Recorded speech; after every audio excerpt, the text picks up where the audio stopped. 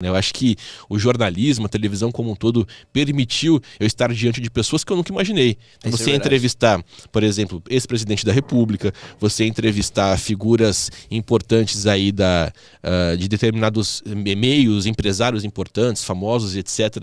Eu acho que isso é muito incrível. Talvez se eu não fosse jornalista, eu nunca estivesse diante do Fernando Henrique Cardoso, nunca tivesse conversado frente a frente, como a gente está conversando aqui, com o ex-presidente Michel Temer. Então, assim, são alguns pontos que você vai fazendo. Olha quantas possibilidades que a comunicação traz pra gente, né? Qual foi a figura mais interessante que você talvez tenha entrevistado? Eu acho que essa série de entrevistas com os ex-presidentes foi muito interessante, porque a gente está falando ali, talvez, de Fernando Henrique Cardoso. O período em que ele foi presidente da República, era uma criança. Então, você conseguir trazer para a realidade de hoje uma realidade que você viveu, mas se você não lembra tanto, acaba sendo um desafio.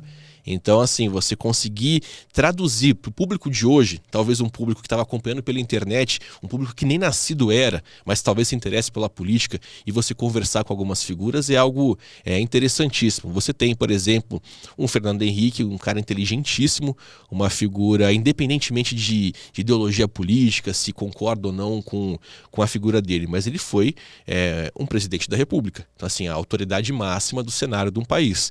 Então, assim, você está diante dessa pessoa, é muito interessante. Por exemplo, conversei com o Collor. Collor foi um presidente extremamente polêmico, digamos assim, por tudo que ele representou para um momento ali da sociedade brasileira, e por todos os detalhes e por todos os obstáculos que ele enfrentou, ou que ele foi colocado, ou que ele se colocou. E é uma figura que, quando você conversa com ela hoje, ela realmente olha para o governo que ela teve e ela realmente acredita que ela fez um excelente governo, que foi um governo praticamente sem falhas e tudo mais. E a história mostra que não.